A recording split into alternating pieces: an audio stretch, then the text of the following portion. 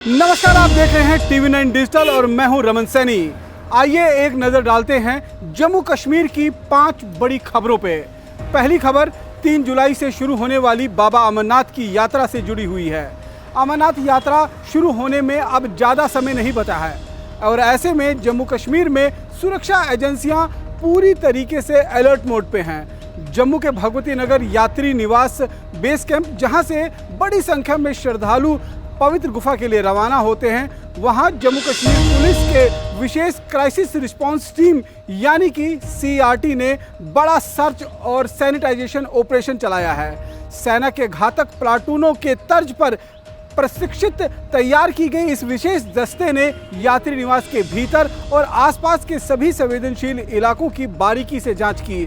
सिर्फ भवन और ठहराव स्थल ही तक नहीं, बल्कि आसपास के नदी नाले, झाड़ियां, खाली पड़े क्षेत्र और उन संभावित इलाकों को भी खंगाला गया जिनका इस्तेमाल घुसपैठ या किसी आतंकी गतिविधियों के लिए किया जा सकता है। दरअसल हाल ही के दिनों में सुरक्षा एजेंसियों को लगातार इनपुट मिल रहे हैं कि आतंकी संगठन अमरनाथ यात्रा को निशाना बनाने की कोशिश कर सकते हैं। यही वजह है कि यात्रा मार्ग से लेकर बेस कैंप तक सुरक्षा का पूरा तंत्र सक्रिय कर दिया गया है।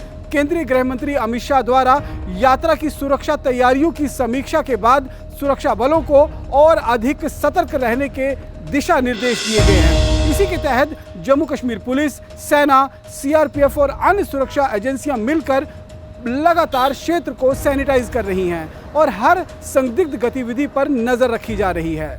सुरक्षा अधिकारियों का कहना है कि इस बार यात्रा के लिए बहुस्तरीय सुरक्षा ग्रिड तैयार किया जा रहा है, जिसमें आधुनिक तकनीक और क्विक रिस्पांस टीम, ड्रोन निगरानी और विशेष प्रशिक्षित कमांडो शामिल रहेंगे। मकसद साफ है, यात्रा पर आने वाले लाखों श्रद्धालुओं को सुरक्षित वातावरण उपलब्ध करवाना और किसी भी संभावित खतरे को समय रहते खत्म करना। जम्मू में चलाया गया ये सर्च ऑपरेशन इसी व्यापक सुरक्षा रणनीति का एक हिस्सा है। ये एक संदेश देता है कि सुरक्षा बल किसी भी चुनौती से निपटने के लिए पूरी तरीके से तैयार हैं। दूसरी बड़ी खबर POK आंदोलनकारियों पर पाकिस्तान के अत्याचार से नाराज जम्मू में हुए विरोध प्रदर्शन से जुड़ी हुई है। पाकिस्तान अधिकृत जम्मू कश्मीर यानी POJK में चल रहे विरोध प्रदर्शन और वहां के लोगों पर हो रहे कथित अत्याचारों के खिलाफ आज जम्मू में BJP POJK रिफ्यूजी मोर्चा के कार्यकर्ता सड़कों पर उतर आए और प्रदर्शनकारियों ने पाकिस्तान के खिलाफ जोरदार नारेबाजी करते हुए POJK के लोगों के समर्थन में आवाज बुलंद की और केंद्र सरकार से इस मुद्दे पर निर्णायक कदम उठाने की मांग की। प्रदर्शनकारियों का कहना है कि POJK में लंबे समय से लोगों को बुनियादी सुविधाओं, राजनीतिक अधिकारों और विकास से वंचित रखा गया है। उनका आरोप है कि जब भी लोग अपने अधिकारों की मांग को लेकर सड़कों पर उतरते हैं तो पाकिस्तान की सरकार और सेना न केवल आंदोलन को कुचलने की कोशिश करती हैं, बल्कि उन पर बर्बरता भी बरसाई जाती है। इसी के विरोध में जम्मू में ये प्रदर्शन आयोजित किया गया था। BJP POJK रिफ्यूजी मोर्चा के नेताओं ने यह कहा कि POJK में बढ़ती महंगाई, बेरोजगारी और प्रशासनिक नाकामियों के कारण लोगों का गुस्सा लगातार बढ़ता जा रहा है। इनका दावा है कि वहां के लोग पाकिस्तान के शासन से परेशान हैं और अपनी आवाज़ दुनिया तक पहुंचाना चाहते हैं। प्रदर्शन के दौरान कार्यकर्ताओं ने हाथों में भारतीय तिरंगा झंडा लेकर पाकिस्तान विरोधी नारे लगाए तथा POJK के साथ एकजुटता दिखाई। प्रदर्शनकारियों ने केंद्र सरकार से मांग की कि POJK के मुद्दे को अंतर्राष्ट्रीय मंच पर अधिक मजबूती से उठाया जाना चाहिए ताकि वहां के लोगों को न्याय मिल सके। मोर्चे के नेताओं ने यह भी कहा कि जिस तरीके से 1971 में बांग्लादेश के निर्माण के दौरान भारत ने महत्वपूर्ण भूमिका निभाई थी, उसी तरह अब POJK के लोगों की आशंकाओं को भी ध्यान में रखा जाना चाहिए। उन्होंने POJK को भारत का अभिन्न हिस्सा बताते हुए केंद्र सरकार से इस दिशा में ठोस और निर्णायक कदम उठाने की अपील की है। फिलहाल जम्मू में हुए इस प्रदर्शन के दौरान BJP POJK के रिफ्यूजी मोर्चा ने POJK के मुद्दे को मुखरता से उठाते हुए वहां के लोगों के समर्थन में अपनी आवाज बुलंद की है और केंद्र सरकार से इस बाबत सख्ती से कदम उठाने की मांग की है। तीसरी खबर पाकिस्तान को खून के आंसू रुलाने वाली है, क्योंकि जो कदम अब भारत उठाने जा रहा है उससे पाकिस्तान बूंद बूंद पानी के लिए तरस जाएगा। पहलगाम आतंकी हमले के बाद भारत की पाकिस्तान नीति में जो बदलाव दिखाई दे रहा है उसका असर अब सिर्फ कूटनीतिक मोर्चे तक सीमित नहीं है, बल्कि जल संसाधनों के क्षेत्र में भी साफ तौर पर दिखाई दे रहा है। इसी बदलते रणनीति माहौल के बीच एक बार फिर चिनाब व्यास लिंक परियोजना, जिसे भारत की नई जल नीति रणनीति के रूप में देखा जा रहा है और महत्वपूर्ण हिस्सा माना जा रहा है, उस पर चर्चा शुरू हो चुकी है। दरअसल 26 निर्दोष नागरिकों की हत्या वाले पहलगाम आतंकी हमले के बाद भारत ने स्पष्ट कहा था कि आतंकवाद और सहयोग एक साथ नहीं चलेगा, खून और पानी एक साथ नहीं बहेगा। इसके बाद सिंधु जल समझौते को लेकर भारत का रुख और सख्त हुआ और अपने हिस्से के पानी का अधिकतम उपयोग सुनिश्चित करने की दिशा में कदम तेज कर दिए गए थे। इसी क्रम में अब चिनाब व्यास लिंक परियोजना पर तेजी से काम आगे बढ़ने लगा की तैयारी की जा रही है। TV9 की टीम हिमाचल प्रदेश के लाहौल स्पीति के उस जगह पर पहुंची जहां पर चंद्रा नदी की धारा को सुरंग के माध्यम से व्यास नदी प्रणाली से जोड़ने की योजना बनाई जा रही है।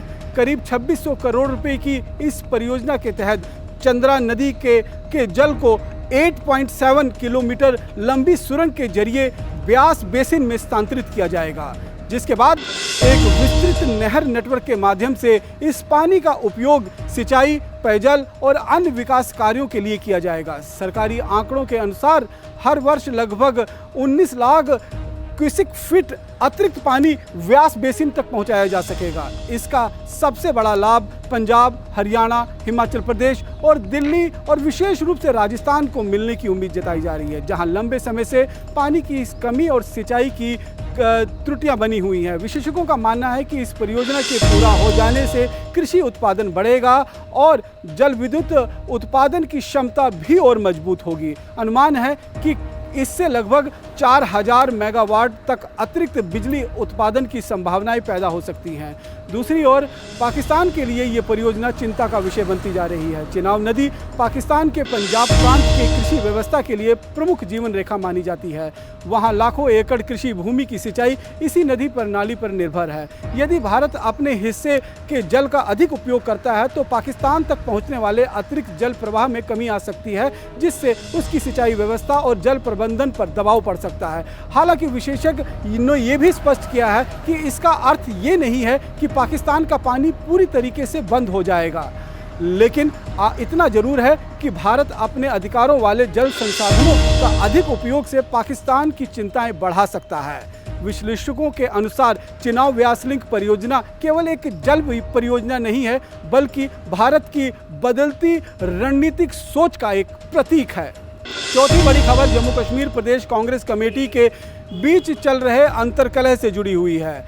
जम्मू कश्मीर कांग्रेस में लंबे समय से चल रही अंदरूनी कलह अब राष्ट्रीय नेतृत्व के दरवाजे तक पहुंच चुकी है। पार्टी के भीतर बढ़ती गुटबाजी, अनुशासनहीनता और कथित पार्टी विरोधी गतिविधियों को लेकर कांग्रेस अध्यक्ष मल्लिकार्जुन खड़गे ने बड़ा कदम उठाया है।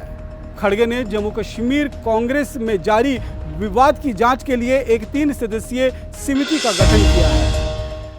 कांग्रेस महासचिव केसी वेणुगोपाल के जारी एक जानकारी के अनुसार इस समिति में सतीश सिंह गोयल, डॉक्टर अमर सिंह और रफीक खान को शामिल किया गया है।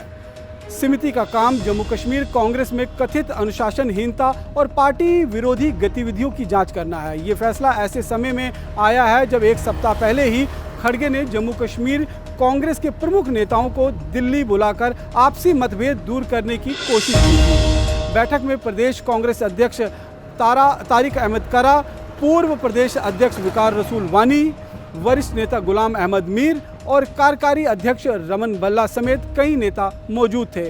दरअसल तारिक अहमद करा को जम्मू कश्मीर की कांग्रेस की कमान सौंपे जाने के बाद से ही पार्टी 2 खेमों में बटी हुई दिखाई दे रही है। पूर्व प्रदेश अध्यक्ष वकार रसूल वानी और उनके समर्थक मौजूदा नेतृत्व से नाराज नजर आ रहे हैं। वहीं यही वजह है कि पिछले कई महीनों से श्रीनगर और जम्मू में अलग अलग बैठकों को और कार्यक्रमों का दौर देखने को मिल रहा है।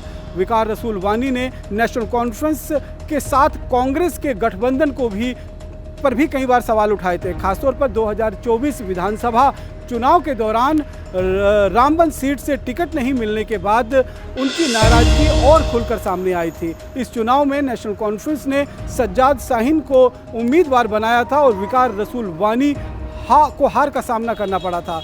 वहीं प्रदेश अध्यक्ष तारिक हामिद खैर ने हाल ही में असंतुष्ट नेताओं पर निशाना साधते हुए उन्हें निराश और हताश लोगों का समूह बताया था। कर्रा का कहना है कि हर राजनीतिक दल में ऐसे लोग होते हैं जिन्हें अपेक्षित स्थान जब नहीं मिलता है तो वो सार्वजनिक बयानबाजी के जरिए अपनी नाराजगी जाहिर करते हैं। अब सबकी निगाहें कांग्रेस हाईकमान द्वारा गठित इस 3 सदस्यीय समिति पर टिकी हुई है। ये समिति न केवल पार्टी के बीच चल रहे विवाद की तह में जाने की कोशिश करेगी, बल्कि अपने रिपोर्ट के आधार पर संगठनात्मक और अनुशासनात्मक कार्रवाई की भी सिफारिश करेगी। ऐसे में आने वाले दिनों में जम्मू कश्मीर कांग्रेस की राजनीति में और भी बड़े घटनाक्रम देखने को मिल सकते हैं। 5वीं खबर जम्मू कश्मीर में बदलते मौसम से जुड़ी हुई है। जम्मू कश्मीर में वेस्टर्न डिस्टर्बेंस का असर लगातार बना हुआ है और खराब मौसम के चलते पूरे केंद्र शासित प्रदेश के कई इलाकों में जनजीवन प्रभावित हुआ है। मौसम विभाग ने अगले 24 घंटे के दौरान भी मौसम के मिजाज के तीखे बने रहने की संभावना जताई है। वेस्टर्न डिस्टर्बेंस के प्रभाव से शुक्रवार दोपहर शुरू हुआ मौसम का बदलाव शनिवार को भी जारी रहा। जम्मू कश्मीर के कई हिस्सों में भारी बारिश दर्ज की गई है। कई क्षेत्रों में ओलावृष्टि की भी खबरें सामने आई हैं, जबकि ऊंचाई वाले पर्वतीय इलाकों में ताज़ा बर्फबारी की जानकारी मिल रही है। कश्मीर घाटी में शुक्रवार सुबह से ही मौसम बेहद खराब बना रहा। घाटी के कई इलाकों में तेज हवाएं, आंधी और तूफान जैसे हालात देखने को मिले। कई स्थानों पर तेज हवाओं के साथ बारिश हुई, जिससे लोगों को आवाजाही में काफ़ी परेशानी का सामना करना पड़ा। शनिवार को भी हालात जस के तस बने हुए हैं। श्रीनगर और उसके आसपास के क्षेत्र में दिन भर आसमान में बादल छाए रहे। रुक रुक कर बारिश का दौर चलता रहा। मौसम के इस बदलते रुख का असर तापमान पर भी पड़ा है। पिछले कुछ दिनों से लगातार बढ़ रही गर्मी पर बारिश ने काफ़ी हद तक ब्रेक लगा दिया है। तापमान में गिरावट आने से लोगों को राहत मिली है और मौसम अपेक्षाकृत ठंडा हो गया है। उधर ऊपर घाटी के पहाड़ी इलाकों में लगातार हो रही बारिश और बर्फबारी के कारण स्थानीय प्रशासन भी सतर्क नजर आ रहा है। पहाड़ी क्षेत्रों में भूस्खलन और सड़कें प्रभावित होने की आशंका को देखते हुए संबंधित विभाग हालात पर नजर बनाए हुए हैं। मौसम विभाग के अनुसार अगले 24 घंटों के दौरान भी जम्मू कश्मीर में मौसम का यही मिजाज बना रह सकता है। विशेष रूप से कश्मीर घाटी के अंदर और ऊंचाई वाले क्षेत्र में रुक रुक कर बारिश, गरज, चमक और तेज हवाओं की संभावनाएं बनी हुई हैं। विभाग ने पहले ही 18 जून तक जम्मू कश्मीर में मौसम के अस्थिर बने रहने का अनुमान जारी किया था। इस दौरान कई इलाकों में बारिश, ओलावृष्टि और ऊंचे पर्वतीय क्षेत्रों में बर्फबारी की संभावनाओं से इनकार नहीं किया जा सकता है। ऐसे में प्रशासन ने लोगों, पर्यटकों और यात्रियों से मौसम संबंधित एडवाइजरी का पालन करने और खराब मौसम के दौरान अनावश्यक यात्रा से बचने की अपील की है। फिलहाल जम्मू कश्मीर में वेस्टर्न डिस्टर्बेंस का असर जारी है और आने वाले दिनों में भी बारिश, तेज हवाएं और खराब मौसम का दौर जारी रहने का संकेत मिल रहा है। फिलहाल जम्मू कश्मीर की खबरों में मेरे साथ इतना ही। बाकी की अन्य तमाम खबरों को जानने के लिए आप देखते रहें TV9 भारतवर्ष।